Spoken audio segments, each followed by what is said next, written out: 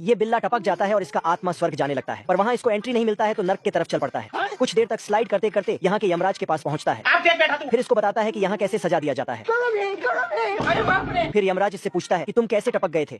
तो बिल्ला अपना बैक स्टोरी बताता है, जहाँ ये नालायक एक चिड़िया को पकड़ रहा था, लेकिन चिड़िया को पकड़ते पकड़ते खुद ही नीचे टपकने लगता है। तो चिड़िया से 2 पंख उधार लेके उड़ने लगता है, पर ऊपर आते ही चिड़िया अपना पंख वापस ले लेता है। तो बिल्ला छत से टपक जाता है। यमराज ये सब सुनकर अबे तू थोड़ा सा फिर बिल्ले के कर्मों का लेखा जोखा देखता है, परंतु उसमें बिल्ले के 8-9 जिंदगी दिखता है। अच्छा। तो बिल्ले का यमराज बोला, अभी तेरा टाइम आएगा फिर से जीने का, वहाँ जाके बैठ। ठीक है। तो बिल्ला जाके बैठ गया और बिल्ले का यमराज जल्दी से बिल्ले को फिर से एक जिंदगी दे देता है। फिर उठता है।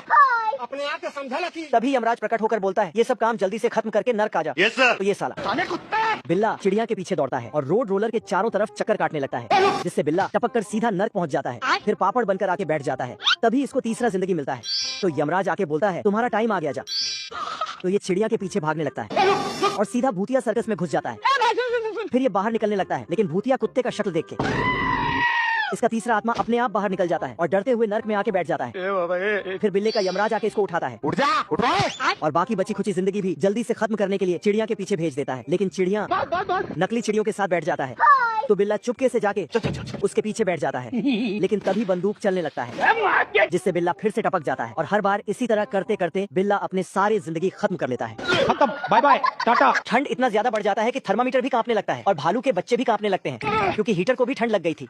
इसीलिए नकली दांत में ठंड से हिलने लगता है। लेकिन ये भालू खर्राटे लेकर सो रहा था, पर ये जब सांस छोड़ता है तो उसका बर्फ बन जाता है। तभी ठंड से बच्चे उठ गए और अपने पापा को नींद से जगाने लगे, पर ये जैसे ही नीचे पैर रखता है तुरंत ठंड से जम जाता है, तो फट से सो जाता है। लेकिन भालू के बच्चे हीटर को ठीक कराने के लिए इसको उठाने लगता है और खींच के नीचे उतार देता है।